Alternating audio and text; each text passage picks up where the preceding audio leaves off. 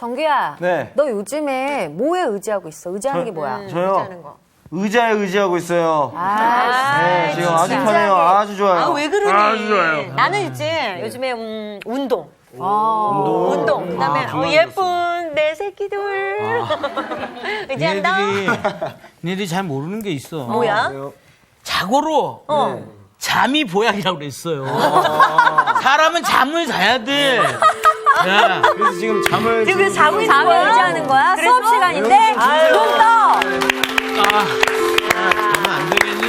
반전 있다. 와, 대박이다. 완전이야. 와. 어디 졸려요? 오셨어요?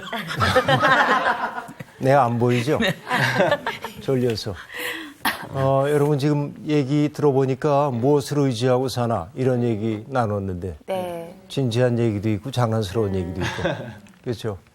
인간이 뭔가를 의지하고 살 수밖에 없다고 하는 거 어쩔 수 없는 인간의 한계이죠. 네. 제 아무리 독불장군이라고 그래도 혼자는 살아갈 수 없는 법이죠. 네. 그래서 우린 전에 정규 씨 얘기했던 것처럼 사람인이라고 한 글자가 비스듬히 서로 기대고 있는 그런 모습을 그렸다고 얘기했죠. 그래서 이거 기억나세요?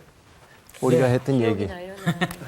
사람인인데 네. 이 인자가 이거 어질인자이죠. 예. 두 사람 사이에 마땅히 있어야 할 관계. 그렇죠. 그건 사랑이겠죠. 이런 관계를 맺고 살아야 한다는 건데 근데 우리가 이제 늘 내가 의지할 게 없어. 이러면 인생이 쓸쓸해지죠. 의지할 게 없으면. 내 의지라고 생각했던 것이 사라져버리고 말았어. 이때도 굉장히 고통스럽죠. 그런데 사람들은 버릇처럼 내가 누구를 의지할 수 있을까? 무엇을 의지해야 할까? 이렇게 묻기도 하는데 우리가 던져야 할 질문은 이기도 합니다. 누군가가 나를 의지하도록 나는 든든한가? 그죠? 여러분 전철 타고 가다 보면 옆에 앉은 사람이 너무 많은 의지를 해. 굉장히 이제 졸려서 옆에 이렇게 기대잖아요. 네. 그럼 나는 측은한 생각이 들어가지고 받쳐줘요.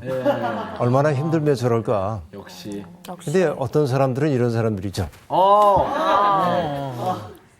그죠? 귀찮다 이거지. 맞아요. 그렇죠. 그래서 어깨를 받쳐주는 그것만이 아니고 내가 누군가가 의지할 수 있는 존재면 참 좋겠다. 그런 생각을 해봅니다.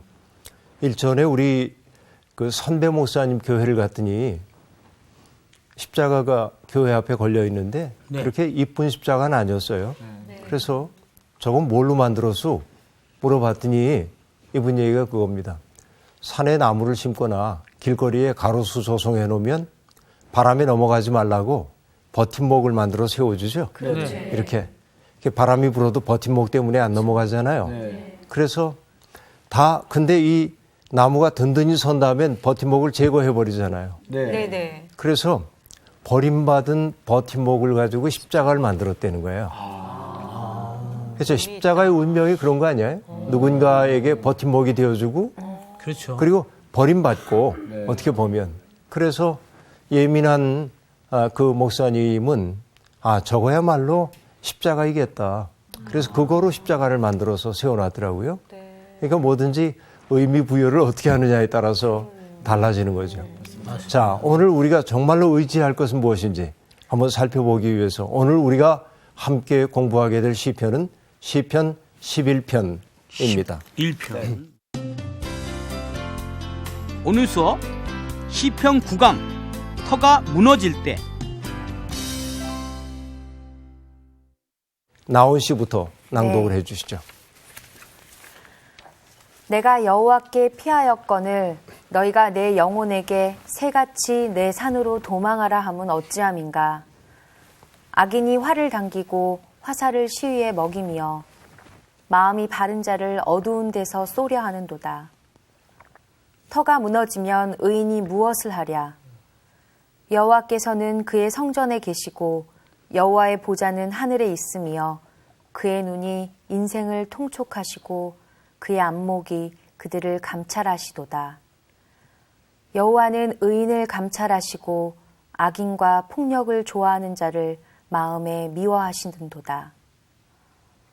악인에게 그물을 던지시리니 불과 유황과 태우는 바람이 그들의 잔의 소득이 되리로다. 여호와는 의로우사 의로운 일을 좋아하시나니 정직한 자는 그의 얼굴을 배우리로다. 아멘. 상훈 씨. 네. 네. 주님께 나 피신하거늘 너희는 어찌 나에게 말하느냐. 새처럼 산으로 도망쳐라. 보라, 악인들이 활을 당기고 화살을 시위에 매겨 마음 바른 이들을 어둠 속에서 쏘려 하는도다. 바탕까지 허물어지는데 의인들 무엇을 할 수 있으리요? 주님께서는 당신의 거룩한 궁전에 계시고 주님의 옥좌는 하늘에 있어 그분 눈은 살피시고 그분 눈동자는 사람들을 가려내시는도다. 주님께서는 의인도 악인도 가려내시고 그분의 얼은 폭행을 사랑하는 자를 미워하시는도다. 그분께서 악인들 위에 불과 유황의 비를 그물처럼 내리시어 타는 듯한 바람이 그들 잔에 몫이 되리라.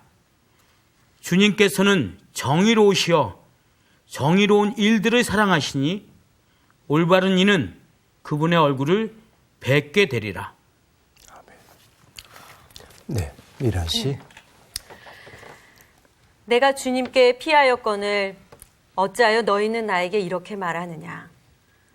너는 새처럼 너희 산에서 피하여라.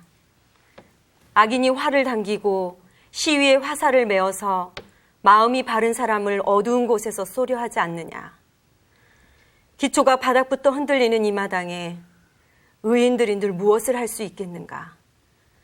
주님께서 그의 성전에 계신다. 주님은 그의 하늘 보좌에 앉아 계신다. 주님은 그의 눈으로 사람을 살피시고 눈동자로 꿰뚫어 보신다.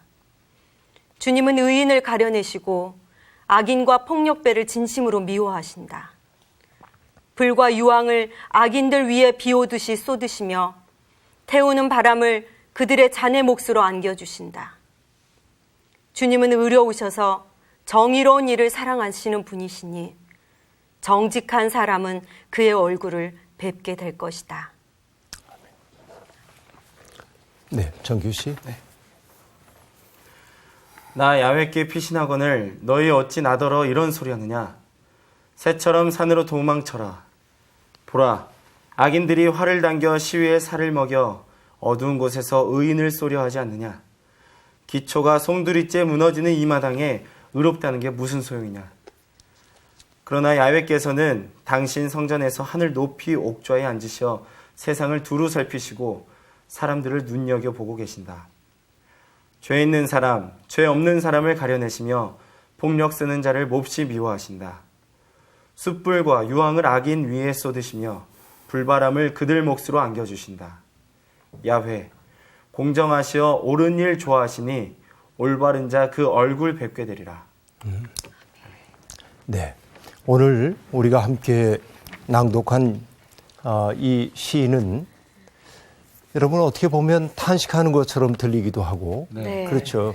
악인들이 득세하고 있는 세상에 살고 있는 고독함이 그대로 느껴지죠. 네. 그런데 탄식시에 있는 요소가 여기에서는 하나가 빠져 있는 게 있습니다.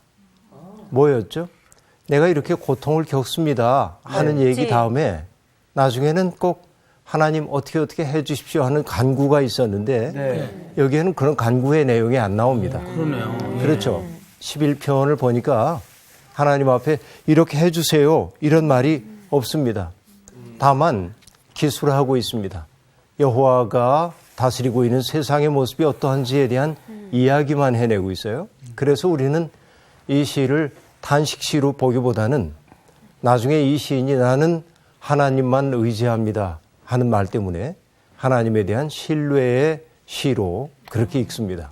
신뢰시라고 볼 수 있어요. 그런데 앞에서도 우리들이 봤지만 시인은 내가 여호와께 피하였거늘 이런 말로 시작하고 있습니다. 그러니까 시인이 의지하고 있는 것은 하나님밖에 없는 거죠. 네. 세상에서. 종종 제가 아주 좋아하는 이미지 전에도 말씀드린 적이 있는데요. 초월이라고 하는 것은 사방이 다 막혀 있을 때 하늘을 바라볼 줄 아는 게 초월입니다. 사방은 막혀 있지만 의는 열려 있거든요. 그러니까 내가 여호와께 피하였거늘 이라고 하는 말은 나는 하나님을 나의 피난처로 삼고 이 세상을 살아간다. 당당하게 그는 그렇게 얘기하고 있습니다. 그런데 사람들이 이 시인에게 얘기합니다. 새같이 내 산으로 도망하라. 그렇게 말해요. 네. 이거 어떤 얘기일까요? 이 세상에는 내가 머물 공간이 없어. 내 자리는 없는 거야. 이렇게 얘기를 하는 겁니다. 그러면 여러분, 이 지금 시인에게 충고를 하고 있는 사람이 악한 감정을 가진 사람일까요? 그래도 이 시인을 딱하게 여기고 있는 것일까요? 딱하게 여깁니다. 네, 좀 딱하게 여기고 있는 거죠. 왜 그런 거 하니 이 사람이 보니까 너무 깨끗하게 사는 거예요. 너무 이 사람이 의롭게 살려고 애를 써요. 그런데 세상은 어때요? 의롭지도 깨끗하지도 않죠. 폭력이 지배하고 있는 세상이죠. 그러니까 늘 이 시인은 상처받은 사람으로 사는 거지. 피해자로 사는 거지. 그러니까 옆에서 보고 있던 사람이 딱하게 여기고 너 그렇게 살면 세상에서 너무 힘겨운 거야. 그러니 새처럼 저 산으로 도망쳐. 이렇게 얘기합니다. 그러니까 이 사람은 비교적 선의를 가지고 있는 사람이라고 볼 수 있습니다. 그런데 우리는 알고 있죠. 뭘 알고 있냐면 시인처럼 사는 것이 인간다운 삶인 것을 알고 있어요. 그렇죠? 이웃들을 사랑할 줄 알고 하나님과 대면한 관계 속에서 살아가는 것이 사람다운 삶을 보장해주고 있는데 에덴 이후에 살고 있는 사람들의 삶의 모습은 경쟁이 원리가 되었고 자기의 욕망을 위해서 다른 사람을 수단으로 삼는 것을 부끄러워하지 않은 세상이 되었죠. 그러니까 언제나 우리는 누군가에 의해서 수단으로 이용당하는 거죠. 그럼 얼마나 속상합니까? 그렇죠. 그런데 마틴 부버라고 하는 유대인 철학자가 얘기한 적이 있는데 그는 관계를 두 가지로 얘기를 합니다. 나와 너의 관계가 있어요. 관계 맺음 속에는. 또 하나는 나와 그것과의 관계입니다. 그거 자, 이게 뭘 별로 안 얘기하냐면 좋은 것 같아. 내가 나온 씨를 네. 인격적 존재로 대하고 예. 세상에 나온 씨는 어느 누구도 대체할 수 없는 소중한 존재잖아요. 아멘. 네. 그러니까 하나님의 사랑하시는 존재로서 나온 씨를 대하고 네. 내 이익이 걸려 있다 할지라도 그 사람을 수단으로 여기지 않고 목적으로 대할 때 나는 나온 씨를 너로 그렇죠. 인격적 대칭 관계인 너로 대하는 것이죠. 그러면 내가 나온 씨에게 그렇게 그런 마음을 가지고 바라보고 있을 때 나온 씨도 나를 그렇게 바라보겠죠. 서로 그래야죠. 이 관계는 이중적입니다. 그런데 내가 살아가면서 상훈 씨를 이용하려고 그러는 거예요. 왜 저를 응용하세요? 무서워요. 무서워요. 이용 안 할게. 그런데 예를 들어서 상훈 씨하고 잘 사귀어두면 저분이 아는 사람도 많고 노래도 잘 부르니까 내가 필요할 때 와가지고 노래 좀 불러줘. 그러면 거절 안 할 거야. 그러니까 우리 잘 지내. 이렇게 한다고 한다면 그것이야. 나는 상훈 씨를 목적으로 대한 게 아니라 수단으로 대한 거죠. 바로 그것이 뭐냐면은 비인간화 시킨 거예요. 그를 수단으로 만든 것이죠. 안 돼요. 안 되죠. 근데 내가 상훈 씨를 그런 마음으로 정말로 대하는 것을 상훈 씨가 느꼈어. 네. 그러면 여러분 나를 바라보는 그의 눈빛은 어떨까요? 똑같겠죠. 네. 내가 저 목사하고 잘 알아두면 나중에 그 교회 가서 공연 한번 해볼까? 뭐 이런. 그거 괜찮네. 이렇게 되면 뭐냐면 이중의 소외가 일어난 거예요. 이중의 비인간화가 일어난 것이죠. 이게 고통스러운 겁니다. 진짜.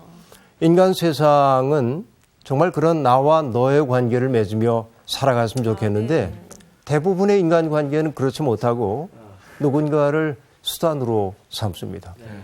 그래서 우리가 이익을 산출해내기 위한 직장 같은 데서도 일의 효율이 떨어지면 해고. 그렇죠. 그러잖아요. 맞아요. 또 이 세상이 얼마나 무서운 세상이냐면 공부 좀 못하고 그러면은 뒤처진 사람으로 네. 그렇게 취급하고 이렇게 되잖아요. 사람은 저마다 자기가 가지고 있는 달란트들이 있거든요. 그렇죠. 그러니까 그것을 발견해주고 그것을 키워줄 생각은 하지 않고 경쟁에서 뒤쳐졌으니까 너는 좀 뒤로 빠져. 이런 입장이 되잖아요. 이런 세상의 모습이 결국 어떤 세상이냐면 비정상적인 세상, 죄로 가득 찬 세상이라고 볼 수 있겠죠. 근데 세상에서 가장 슬픈 일은 이런 겁니다. 비정상이 정상으로 취급받고 정상이 비정상으로 취급받는 세상. 그렇죠? 네. 여기에서 슬픈 세상은 비정상이 정상처럼 여겨지는 세상. 정상적인 게 비정상. 그러면 오늘 시편 11편의 얘기대로 하자고 한다면 비정상적인 것은 뭐냐면 자기의 이익을 위해서 누군가를 수단으로 만드는 것이 비정상입니다. 그런데 그 세계가 정상인 세계처럼 된 거예요. 다 그래. 다 그러고 살아. 왜 너 혼자 유독히 그렇게 특별하려고 그래? 그래서 어떻게 보면 가장 정상적인 삶을 사는 사람이 그렇죠. 하나님 경외하고 이웃들을 사랑으로 대하고 이게 정상인데 쟤는 좀 이상해. 오히려. 정상이 비정상이 되고 비정상이 정상이 되고 있는 세상처럼 슬픈 세상이 또 있을까요? 그렇죠. 그런데 여기에 시인에게 새처럼 산으로 도망하라 하는 사람들은 뭐를 알고 있는 사람이냐면 세상이 비정상적이라는 것을 알고 있습니다. 그렇죠. 그 사실은 인식하고 있어요. 세상이 이래서는 안 된다 하는 걸 알아요. 하지만 그 세상을 바꿀 수 있는 용기는 좀 부족합니다. 그냥 그 사람은 뭐냐? 어쩔 수 없지. 먹고 살기 위해서는 적응하는 수밖에 없지. 그렇죠? 적응한 겁니다. 그렇죠? 여러분, 적응한다는 말을 우리 사회에서 흔히 쓰는 말로 뭐라고 하는 줄 아세요? 저 친구는 융통성이 없어. 그런 말을 하죠. 이게 융통성이라고 하는 말을 가지고 우리는 어떤 사람이 적응을 잘했나 못했나 이렇게 보기도 합니다. 그러니까 융통성이 없는 사람은 고지식한 사람이고 불편함을 만들어내는 사람으로 인식되고 있죠. 그런데 시인은 그런 의미에서 융통성 없고 고지식합니다. 왜냐하면 자기의 삶의 원칙대로 살아가려고 하기 때문에. 그런데 충고하고 있는 사람들은 세상이 비정상적인 것은 알지만 그래도 살자니 적응해 살고 있는 사람입니다. 어떻게 보면 슬픈 족속들입니다. 그렇죠? 그래서 내가 하고 싶은 얘기는 뭐냐. 적응한다고 하는 것이 좋은 일이기도 하지만 참 나쁜 일일 수도 있습니다. 그런데 여러분 그런 세상이기 때문에 시인에게 이제는 새처럼 산으로 도망가라 말합니다. 그 세상이 2절에 조금 더 자세히 나오죠. 악인이 활을 당깁니다. 화살을 시위에 먹이기도 합니다. 그리고 마음이 바른 자를 쏘려 하는데 어디에서 쏴요? 어두운 데서. 어두운 데서. 그들도 아는 게 뭐냐? 자기들의 처신이 떳떳하지 못하다는 사실은 어렴풋이 알고 있습니다. 그러기에 어두운 데서 선한 사람들을 쏘려고 하고 있다 하는 얘기죠. 그리고 3절에 보면 시인의 기가 막힌 얘기가 나옵니다. 터가 무너지면 의인이 무엇을 하랴? 그렇게 말합니다. 여러분, 터라고 하는 게 뭐예요? 우리들이 딛고 서 있는 이 땅이 터지요. 이것만이 터가 아니고요. 우리들이 모두가 지켜야 할 룰로 생각하고 있는 것들도 다 터지요. 삶의 기초라고 얘기할 수 있겠죠.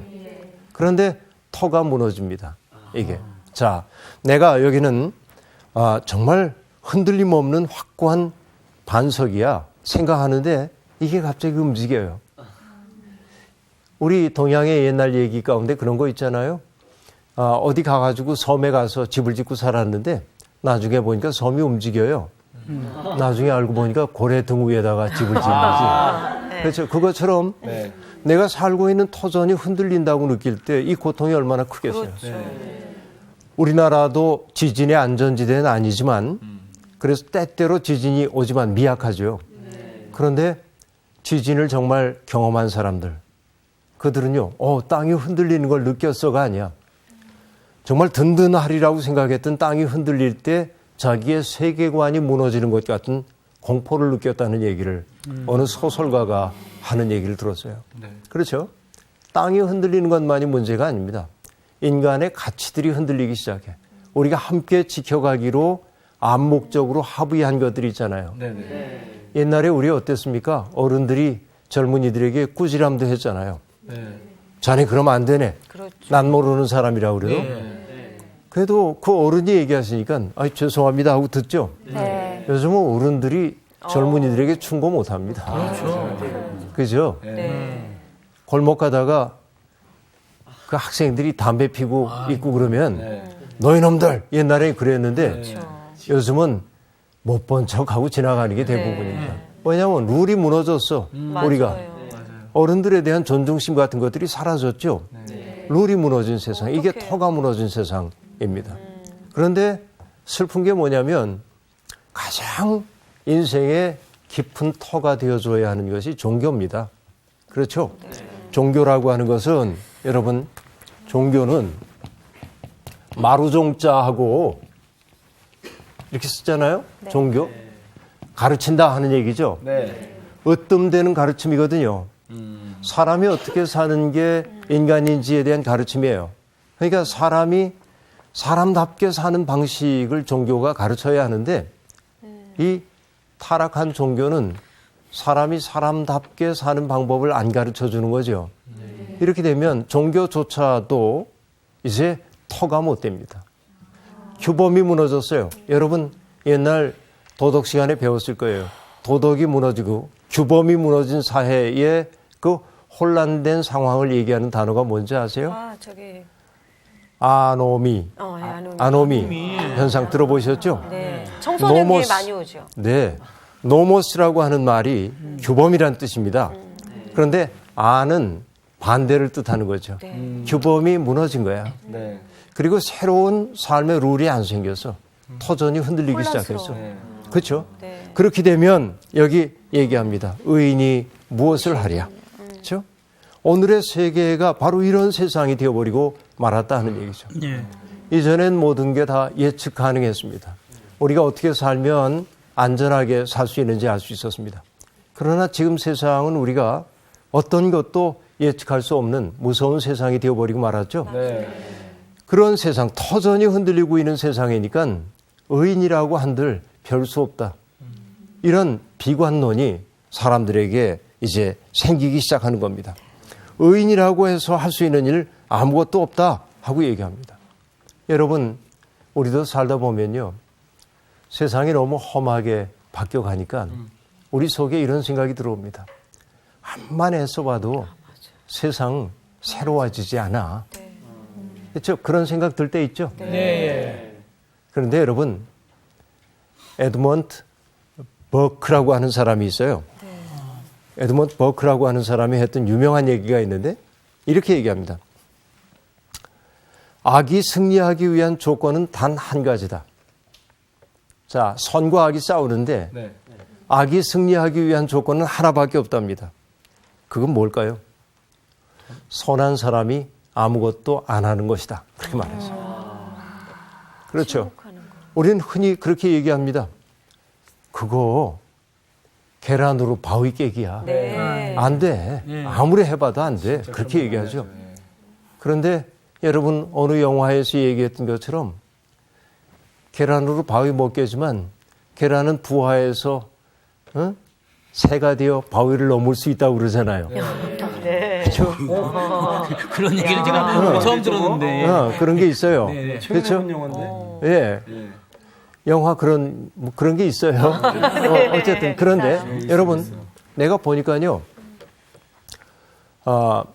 전에 군 생활할 때인데 군대에서 이제 그 사병들이 막 이렇게 전입을 오면은 잠시 머무는 기간이 있는데 우리가 속해 있던 연대에서 테니스장을 만들기 위해서 땅을 다지고 있었어요. 진짜 고생 많이 하셨겠다. 네.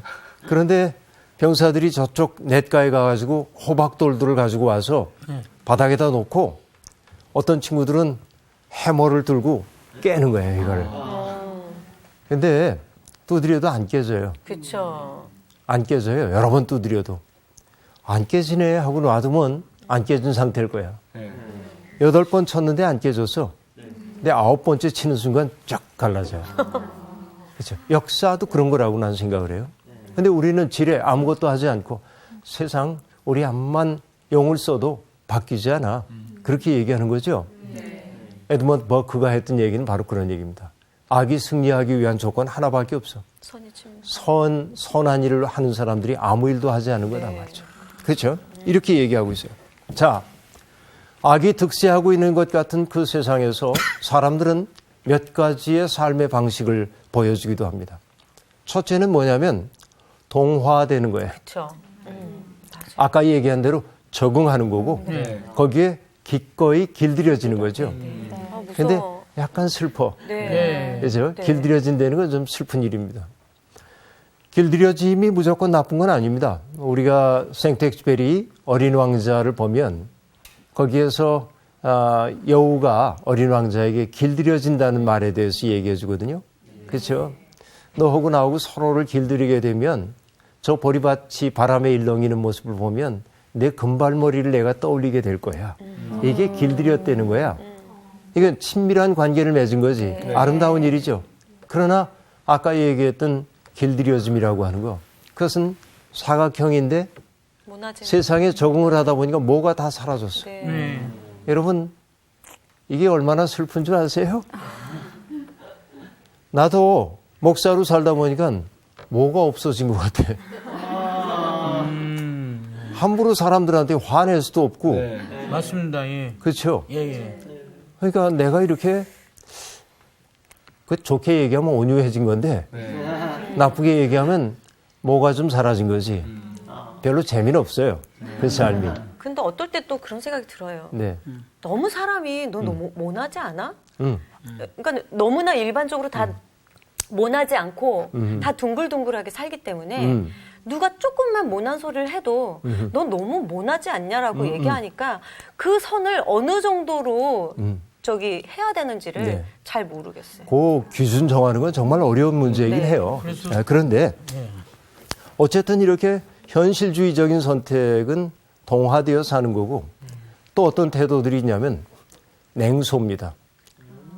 세상이 다 그런 거지 뭐. 이런 태도 있잖아요. 있어. 이것도 슬프죠. 네, 그렇죠. 그것도 마음에 안 그래서 들어. 어떤 사람이 얘기, 냉소라고 하는 것은 약자의 버릇입니다. 세상을 바꿔낼 수 있는 내적 힘이 없을 때 우리는 뭐를 냉소함으로 자기가 그 현실로부터 거리를 두고 있음을 스스로 확인하고 싶어요. 그런데 냉소적인 사람을 보면 이게 냉소는 따뜻함이 없는 거죠. 그렇죠. 냉소한다고 하는 것은 변화시킬 용기가 없을 때 사람들은 냉소해버리고 맙니다. 그렇죠. 또 다른 태도 있습니다. 회피하는 거지. 저 세상은 우리가 있을 때가 아니야. 그렇죠. 난 따로 회피, 낙담하는 태도들입니다. 그러나 여러분 저항하는 사람들이 있습니다. 내가 그런 세상에 산다고 그래도 나는 길들여지지 않을 거야. 불의한 세상에 길들여지지 않을 거야. 그렇죠. 이 저항이 사라지면은 여러분 아무것도 아닙니다.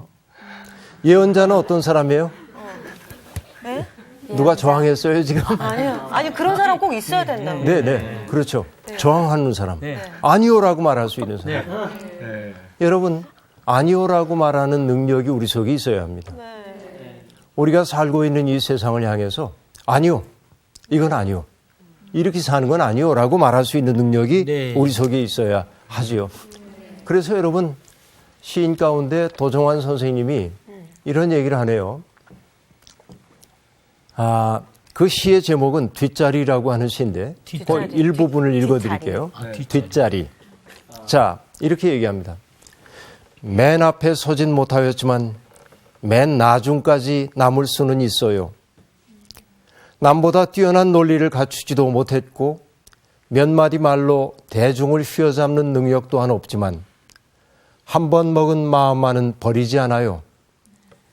함께 가는 길 뒷자리에 소리 없이 섞여 있지만 옳다고 선택한 길이면 끝까지 가려 해요. 자, 남들보다 앞장서진 못합니다. 그런데 남들보다 맨 나중까지는 남을 수 있다고 시인은 얘기하고 있어요. 편지가 고드시죠. 그렇지, 진득한 한결같아. 남보다 뛰어나진 않습니다. 그리고 남보다 뛰어난 논리를 갖추지도 못했습니다. 말의 능력이 좋아가지고 누구를 논리적으로 휘어잡지도 못합니다. 그렇지만은 한 번 먹은 마음만은 내가 버리지 않습니다. 심지가 굳은 거야. 이게 파워죠. 정신적 파워는 여기에서 생기는 거죠. 네. 그런데 이 시인이 하는 얘기가 뭐냐면 앞에 서서 그렇게 자신만만해 하던 사람들 참을성 없이 말을 갈아타고 옷 바꿔 입는 것 여러 번 보았죠. 여러분 야. 이게 세상 아니요. 너무 와닿는다. 왜 와닿죠? 그러니까 그렇게 자신만만 큰 소리 치던 사람이 말 갈아타고 자꾸만 낡은 옷 벗듯 벗어놓고 그래서 그래요. 그러나 이 시인이 내가 드릴 수 있는 말씀 하나밖에 없는데 맨 나중까지 난 남을 수 있습니다. 멋지다. 세상이 어떠하든지 네. 나는 길들여지지 않을 거예요. 세상에 의해서. 세상이 이게 행복의 조건이라고 모두가 얘기한다 해도 나는 그 환상을 쫓아가지 않을 거야. 그런 얘기지. 네. 그죠? 이렇게 이 시인이 그런 확신을 갖고 있는 까닭이 뭐냐면 여호와께서 보고 계시다. 4절부터 나오는 얘기죠. 하나님이 성전에 계시고 여호와의 보좌는 하늘에 있어서 그 눈이 인생을 통찰하신다 하는 얘기입니다. 하나님께서 이 세상을 다 살피고 계셔. 그러니까 하나님이라고 하는 최종 심급 앞에 가면 판단이 달라질 수 있는 것이죠. 그 하나님은 의롭게 살기 위해 고난을 자초하는 사람을 긍휼히 여기시는 존재. 그렇죠? 악인과 폭력을 좋아하는 자를 미워하시는 존재입니다. 그래서 결국은 어떻게 한다고요? 악인에게 그물을 던지신다 하고 말합니다. 여러분 기억나세요? 죄라고 하는 글자가 넉사자에 안일비자가 있잖아요. 네. 근데 원래 이건 넉사자가 아니라 이렇게 생긴 글자입니다. 이게 그물망이거든요. 그물망. 그러니까 비행을 저지른 사람에게 그물을 씌운 거예요. 내가 죄에 사로잡혀 있을 때 죄라고 하는 것은 나를 부자유하게 만듭니다. 그물에 씌워진 것처럼. 네. 그렇죠. 죄라고 하는 단어 속에 저런 의미가 담겨 있는 것이죠. 근데 재밌습니다. 하나님께서 악인들에게 그물을 던지신대. 이게 재밌습니다. 결국 뭐냐면 죄를 지으면 부자유하게 됩니다. 죄라고 하는 것은 우리를 부자유하게 만들죠. 이제 그 얘기가 여기에 나오고 있어요. 불과 유황과 태우는 바람이 그들의 잔에 소득이 되리로다 하고 얘기하고 있습니다. 이것이 악인들의 운명임을 시인은 알고 있습니다. 적응하지 못한다고 친구들의 점잖은 충고를 받기도 했지만 그는 세상에 적응하기보다는 하나님이라고 하는 최종 심급 앞에서 살아가기로 한 겁니다. 그랬더니 악인들에게는 부자유가 주어졌는데 자신에게 생긴 것은 뭡니까? 내적 자유입니다. 내적으로 든든한 자유가 내 속에 생겼어요. 그래서 시인이 마지막 절에서 이렇게 얘기합니다. 여호와는 의로우사 의로운 일을 좋아하시나니 정직한 자는 그의 얼굴을 배우리로다. 하나님의 얼굴을 뵙게 된다고 얘기하고 있습니다. 그런데 죄에 빠진 사람은 하나님의 얼굴을 대면할 수 없거든요. 죄는 뭐라고 얘기했죠? 밀어내는 힘이에요. 청력입니다. 죄라고 하는 것은. 마주본 관계에서 등 돌린 관계가 되도록 만드는 게 죄라고 얘기했죠? 악인은 하나님 앞에 설 수 없습니다. 그렇죠? 이것을 시인은 분명히 알고 있기 때문에 세상에서 너무나 고단하고 마치 새가 산으로 피신하는 것처럼 너도 피신해. 너 설 자리 없어. 그랬는데 그래서 너무 외로웠는데 세상을 감찰하시는 악인과 의인을 구별하시는 하나님을 떠올리게 되자 자기 속에 기둥 하나가 서는 것을 느꼈고 그래서 여러분 우리가 믿음을 갖는다고 하는 것은 뭐냐? 독립의 사람이 되는 데 있어요. 홀로 설 수 있어요. 누군가에게 기대야만 설 수 있는 게 아니고 홀로 설 수 있는 사람이 되는 것이죠. 이것이 시인이 지금 우리에게 고백하고 있는 것인데요. 그러니까 시 전체가 기대고 있는 것은 뭐냐면 1절입니다. 내가 여호와께 피하였거늘 그는 세상의 어떤 것에도 의지하지 않으려고 합니다. 하나님만 의지합니다. 자, 여기서 보세요. 중요한 게 조금 철학적인 얘기입니다만 하나님은 존재 그 자체이십니다. 그렇죠? 하나님 아닌 것들을 철학에서는 뭐라고 하냐면 존재자. 이렇게 얘기해요. 복수 형태입니다. 여기에는 뭐 물건 같은 것도 있고, 그렇죠. 다양한 것들이 있겠죠. 돈도 있고요. 여기에는. 그런데 인간은 하나님으로부터 온 존재이기 때문에 존재이신 하나님을 의지할 때 선 사람이 됩니다. 그런데 여기 존재자들을 의지하고 있는 사람은 뭐냐면 이것들을 의지하고 있는 사람은 언제나 하나님 아닌 것들을 의지하고 있기 때문에 그 마음속에 비어있는 부분들이 있어요. 채워지지 않는 부분이 그 속에 있단 말이죠. 세상에 있는 사람들이 모두가 다 헐떡헐떡 살아갑니다. 시간에 쫓기고. 그렇죠? 여러분, 그 모모라고 하는 옛날 소설이 있어요. 모모. 미카엘 엔데라고 하는 사람이 썼던 모모가 있는데 현대인들이 말끝마다 하는 얘기가 뭔지 아세요? 바쁘다, 바빠. 그렇죠? 바쁘다고 얘기를 합니다. 그 왜 그러냐면 회색 일당이 와가지고 사람들에게서 시간을 뺏어갔습니다. 그러니까 분주해졌어요. 시간을 한껏 누릴 수가 없습니다. 근데 흥미로운 것은 정말 분주하게 지냈을 때 저녁에 돌아와서 보람찬 하루 해가 이게 안 돼. 정규 씨 그 노래 알죠? 네. 군대에서 우리가 일과를 마치고 부대로 돌아올 때 병사들이 부르는 곡인데 예.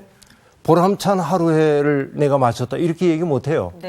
뭔가 채워지지 않는 허전함이 있고 고갱이가 쏙 빠져나간 것 같은 그런 쓸쓸함이 우리 속에 있고 그렇죠? 속이 허한 느낌? 속이 허하고 근데 많은 사역자들도 네. 그런 이야기를 하더라고요. 꼭 사역 끝나고 나서 집에 가고 이러면 허할 때가 많다고. 그렇죠.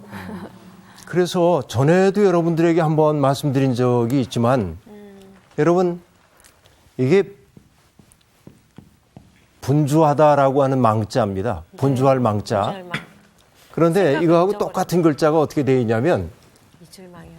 이질망에 네. 이것이 마음심이거든요. 이렇게 하면 망할 망자에다가 마음심으로 하면 이질망자가 되는 거예요. 네. 뭐냐? 분주하면 잊어버려. 잊지 말아야 할 것을 잊어버리는 거예요. 잊지 말아야 할 게 뭘까요? 인생 살면서 정말로 중요한 게 뭘까요? 저는 개인적으로 네. 그 자기만의 시간 그거를 잊지 않으려고 노력하는 것 같아요. 결국 뭐냐면 우리가 잊지 말아야 할 것은 내가 하나님의 형상이라고 하는 사실 그것을 잊어버리면 안 되는 거잖아요. 그런데 우리는 분주하게 살다 보면 내가 어디로 가고 있는지도 모르겠고 내가 가는 길이 맞는지도 모르겠고 그냥 내쳐 가긴 가는데 그게 마땅히 가야 할 길은 아닐 때가 많이 있죠. 그렇죠? 이것이 여러분 우리가 살고 있는 세상의 고통이라고 말할 수 있겠습니다. 불안의 대용물로서 하나님 아닌 다른 것들을 찾는 그 마음이 우리를 참 고통 속으로 밀어넣기도 하죠. 그렇죠? 공의가 무너진 세상, 의인들이 위기에 처한 세상, 이것은 시인만의 세계가 아니라 오늘 우리의 세계이기도 하죠. 그런데 그 세계에서 단호히 하나님만을 의지한다고 하는 거, 이것처럼 숭고한 믿음이 또 어디에 있을까? 그런 생각을 해보죠. 하나님을 믿는다고 하는 것은 세상과 적당히 타협해가면서 뭐를 잃어가면서 살아가는 것이 아니고 때때로는 대립을 만들어내기도 하고 그렇죠. 그렇게 해서 인간 세상에 마땅히 있어야 할 것을 만들어내는 그 파워가 우리 속에 있어야겠다 하는 얘기죠. 그렇죠. 터가 흔들리는 판에 의인인들 무엇을 할 수 있겠는가? 이런 탄식이 세상 도처에서 들려옵니다. 그런데 여러분, 터가 흔들리는 세상에서도 흔들리지 않는 터가 내 속에 들어와 있어서 그렇죠? 마음의 중심 확고히 붙들고 아름다운 삶을 지향하는 사람들이 되어야 할 것 같습니다. 그렇죠? 터가 흔들리는 세상입니다. 그러나 우리는 흔들리지 않았으면 좋겠어요. 그렇죠? 예, 오늘 얘기 여기까지 하고 마치도록 하겠습니다. 감사합니다.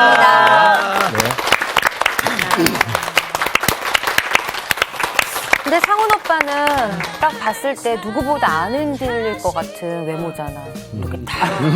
그건 모르는 거야. 앉아있어도 안 된다는 아니, 그건 모르는 네. 거야. 심지도 굵을 것 같은데. 이 심주가 진짜 주님 흔들리고 있어요. 주님 이들을 용서하게 해주세요. 그건 모르는 거야. 아, 네? 진짜 무엇을 붙잡고 가느냐가 그래, 정말 맞아. 중요한 것 같아요. 그래서 뭘 잡고 가느냐에 따라서 어디로 가고 있는지 그렇죠. 정확하게 아는 거야. 맞아. 그렇지. 이번 주 퀴즈입니다. 이스라엘 자손은 애굽에 거한 지 몇 년 만에 애굽을 탈출했나요? 1번 400년, 2번 430년, 3번 450년, 4번 500년.